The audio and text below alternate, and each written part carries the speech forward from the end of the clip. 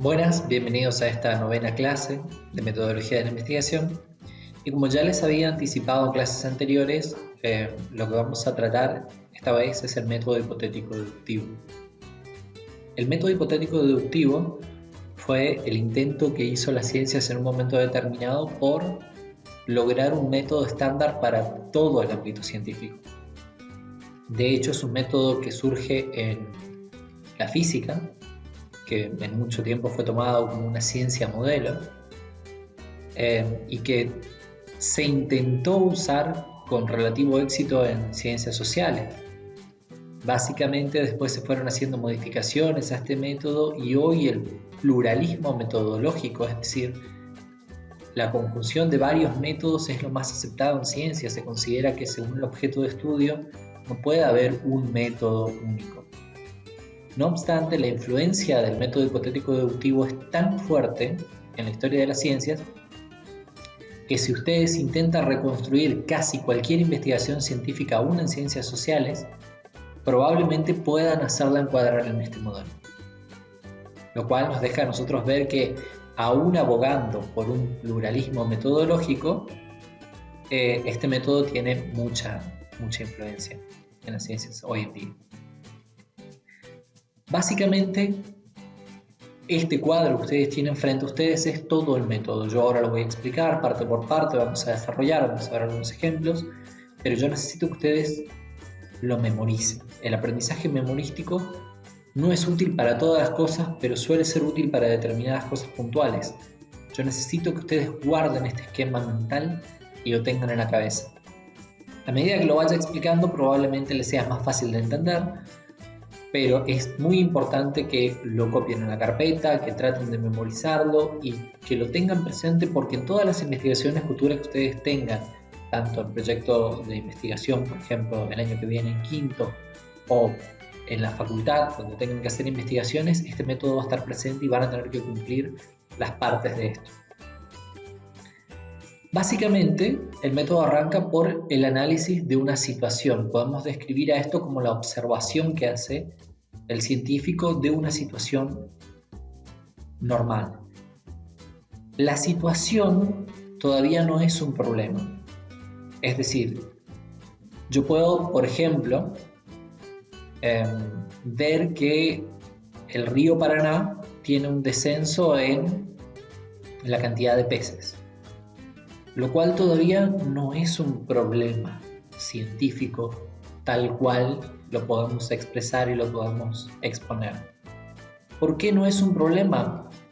Porque para que el problema surja tiene que mediar un científico. Como ustedes ven ahí, la flecha esta de 3 salidas, en la cual el científico está mediando entre la situación y el problema. La situación es simplemente una descripción de lo que está ocurriendo. Puede salir desde la observación, en la cual un científico, cualquier persona, un periodista, cualquier persona X, puede decir, bueno, esta es la situación. Pero la definición del problema va a depender de qué científico vea esa situación. Es decir, si yo tengo un médico, el médico puede intuir, por ejemplo, que la cantidad de peces se reduce en base a contaminación en el río, y que la contaminación en el río, ya sea por ingesta de peces o por introducción de las personas al agua, puede estar produciendo problemas médicos. Entonces, el problema va a ser los problemas médicos que produce esa supuesta contaminación que tiene el río. ¿Se dan cuenta? Es muy diferente a decir, se redujo la cantidad de peces. Si nosotros hablamos probablemente con alguien que se dedica a la biología, en especial a la biología de los ríos, evidentemente para él va a ser una problemática importante el solo hecho de la reducción de los peces. Y si nosotros hablamos con un economista que nos va a decir que buena parte de la economía local se deriva de la pesca o del turismo que genera la pesca, para ese economista el problema va a ser otro. Estamos hablando de ciencias económicas, de ciencias médicas, de ciencias biológicas. Verán cómo estamos trabajando desde distintos puntos, diferentes problemas en base a una sola situación. La situación es la misma. Hay una reducción en la cantidad de peces, pero para el médico va a ser esa supuesta contaminación del río, para el economista va a ser la problemática que se produce en base a que al haber menos peces hay menos turismo, hay menos pesca, hay menos ingresos de dinero. Y para el biólogo que se dedica al análisis del río, el problema simplemente va a ser el peligro de una especie que está reduciendo su cantidad de ejemplares. A partir de que el problema está definido, lo que nosotros vamos a hacer es generar una hipótesis. Todo lo que es anterior a la hipótesis, definición del problema, científico y situación, es lo que en ciencias podemos conocer como el contexto de descubrimiento. Nosotros ahí descubrimos cuál es el problema y después empezamos a trabajar en posibles soluciones, después empezamos a experimentar, pero el núcleo donde surgen la problemática y las ideas de la posible solución es este lugar, por eso se lo conoce como contexto de descubrimiento. En base al problema vamos a generar una hipótesis, que si ustedes vienen siguiendo mi ejemplo, evidentemente para los 3 problemas diferentes que trabajamos van a haber 3 hipótesis diferentes. Vamos a tomar una y vamos a intentar avanzar. Vamos a suponer que el problema es la reducción de los peces, como es el caso de la biología.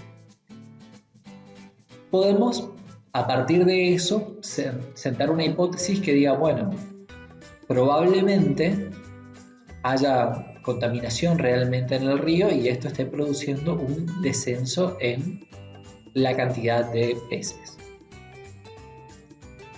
Entonces, esta hipótesis primaria, de la cual yo voy a después generar otro tipo de teorización, es la que va a guiar toda mi investigación. Pero podemos a veces en ciencia tener hipótesis secundarias.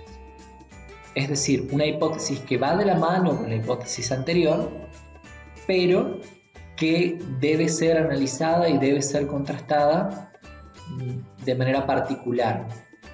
Y la negación de esa hipótesis no siempre, de una hipótesis secundaria, no siempre echa por tierra la hipótesis principal.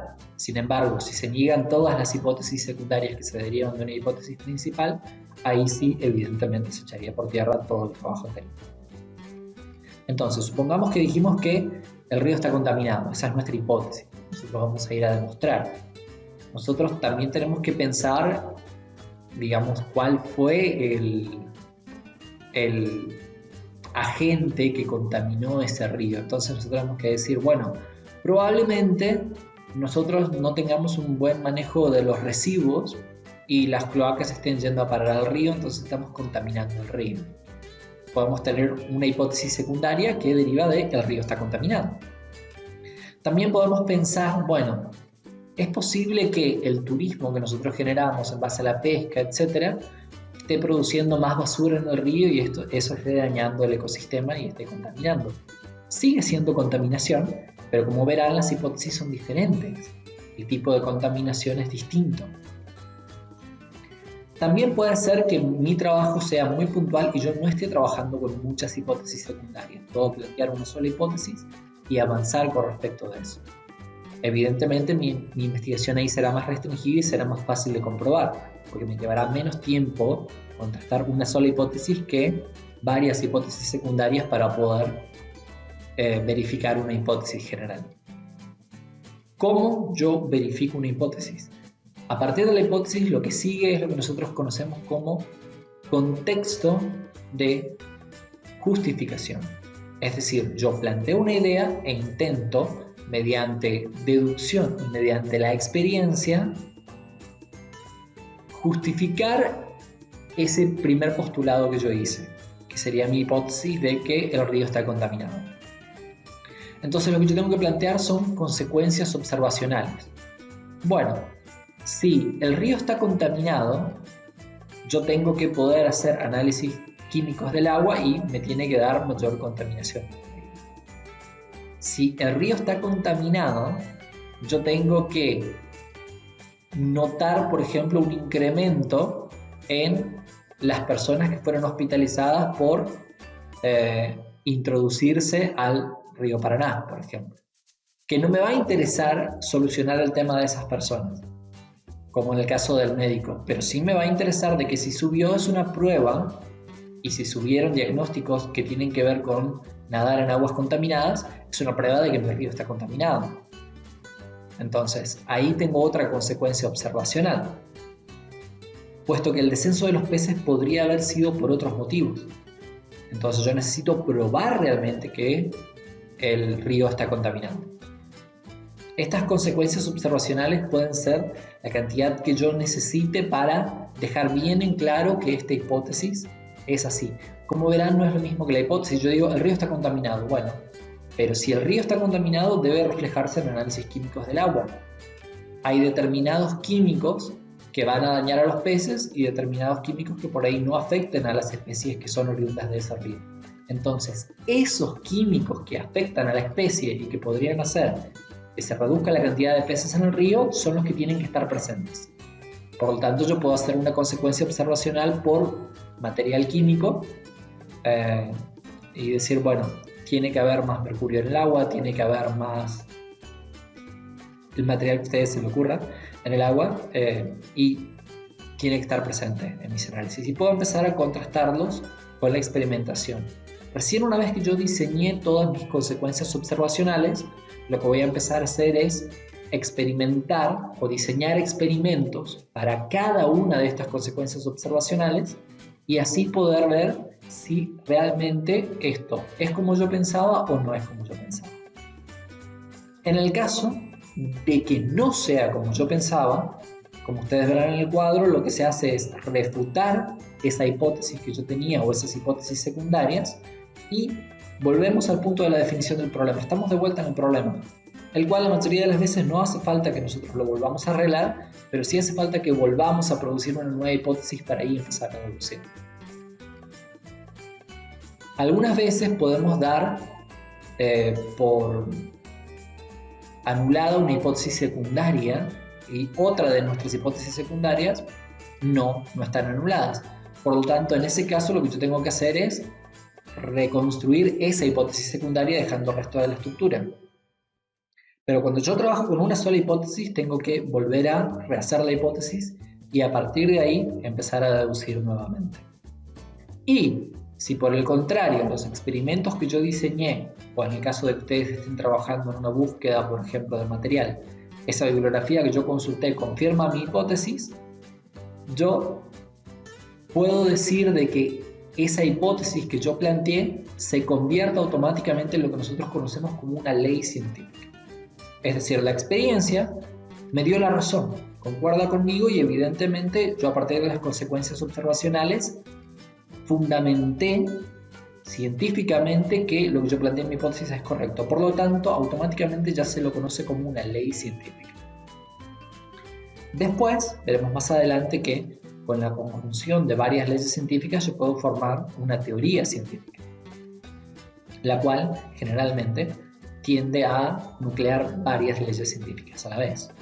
Por ejemplo, la ley de conservación de la materia y la energía se puede considerar como una teoría científica porque se tuvo que analizar y se tuvo que experimentar por separado la ley de conservación de la materia y la ley de conservación de la energía. Pero eso dio como un postulado general que nosotros conocemos como la ley de conservación de materia y energía. Por lo tanto, eso podemos definir como una teoría científica. Y así miles de ejemplos. Una vez que yo tengo esto, ya podemos empezar a analizar por qué se llama método hipotético deductivo. Ya conocemos cada uno de los pasos. Y la realidad es que, si ustedes prestan atención, hay dos momentos en el cual se presenta la inducción y hay un momento importante donde se presenta la deducción, que nosotros trabajamos en la clase anterior. El primer momento inductivo es cuando a partir de una observación de la situación, es decir, una observación de los casos que se están produciendo, yo genero una hipótesis. Ahí hay un primer ejercicio inductivo. a partir del cual yo reviso la cantidad de peces que hay en una parte del río, me muevo a otra parte del río, reviso la cantidad de peces que hay en ese otro lugar, me muevo a otro sector del río, reviso la cantidad de peces que hay en ese lugar, y a partir de ahí genero mi problema, digamos, antes de la hipótesis, que dice de que hay un descenso en la cantidad de peces del río, porque si yo analizo solamente el lugar más cercano a la costa, puede que los peces no estén ahí simplemente, pero que haya peces en el río. Por lo tanto, debo ampliar mi observación y eso es un ejercicio de inducción para poder generar una generalización empírica, valga la redundancia. Y una vez que yo tengo mi hipótesis, lo que yo hago es, a partir de la hipótesis, que es un conocimiento general, empezar a diseñar hipótesis secundarias que son más específicas y empezar a diseñar consecuencias observacionales que son aún más específicas, es decir, voy de lo general a lo particular, incluso llegando a experimentos puntuales. Eso es deducción. Todo lo que nosotros tenemos como señales hacia abajo en este cuadro es la parte deductiva del método. Y una vez que yo experimenté, yo puedo, en base a mis experimentos y a lo que yo había planteado en la deducción, recorrer nuevamente el camino inductivo inverso en mi confirmación, diciendo, con los análisis que yo hice para el experimento de la consecuencia observacional 1, 2, 3, puedo concluir que la hipótesis secundaria 1 o la hipótesis secundaria 2 o la hipótesis principal es correcta. Es decir, en base al estudio de todos los casos que yo plasmé en mi experimentación, vuelvo a producir mediante la inducción un postulado general que es el que va a terminar siendo nuestra ley científica y que debería ser el mismo que el de la hipótesis. Esto es básicamente porque conocemos a este método como método hipotético inductivo y es una primera aproximación de todo lo que ocurre en este campo. La confirmación, lo único que ustedes tienen que saber es que se los ve como una especie de conclusión en el cual, como yo les dije, ustedes recorren inversamente el camino que habían recorrido en el contexto de justificación.